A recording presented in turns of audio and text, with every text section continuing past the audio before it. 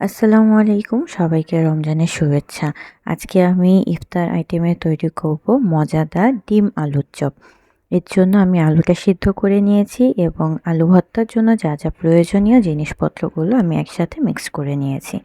আমি এখানে সিদ্ধ ডিম নিয়েছি দুটো এবং দুটোকে আমি 4 পিস করে 8 পিস করেছি। সাথে আলুটাকেও আমি 8 ভাগে ভাগ করে নিয়েছি যেন কোনো শর্ট না পড়ে। এখন একটা পিরিচে আমি আলুটা রেখে এভাবে ম্যাশ করে নেব এবং এটা ডিমের সাথে ফোল্ড করার জন্য রেডি করে নিচ্ছিলাম। অনেকে চাইলে হাতেও করতে পারে, আমি এভাবে পিরিচে করেছি। তো এভাবে আমি 8টা ডিম আলুর সাথে ফোল্ড করে নেব। এভাবে আমি প্রতিটা ডিম ফোল্ড করে নিয়েছি। আমার ডিমের সাথে আলুটা ফোল্ড করা হয়ে গেছে।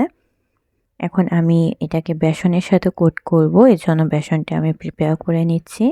কড়াইয়ে তেল গরম করে রেখেছি, এখন আমি এটাকে বেসনের সাথে কোট করে নেব। অনেকে চাইলে চামচ দিয়ে করতে পারে, আমার কাছে মনে হলো হাত দিয়ে করাটাই ভালো হবে, এজন্য আমি হাত দিয়ে ফোল্ড করে নিচ্ছিলাম, কোট করে নিচ্ছিলাম।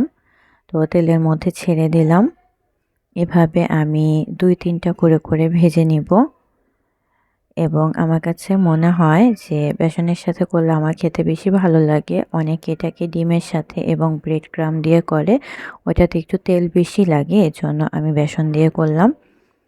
এখন এটাকে উল্টে পাল্টে লাল লাল করে ভেজে নেব।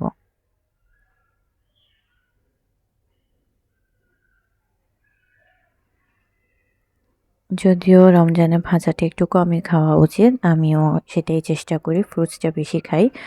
তো আমার ডিম আলুর চপ রেডি হয়ে গেছে এবং এটা ইফতার আইটেমে ছিল আমার আজকের ইফতার।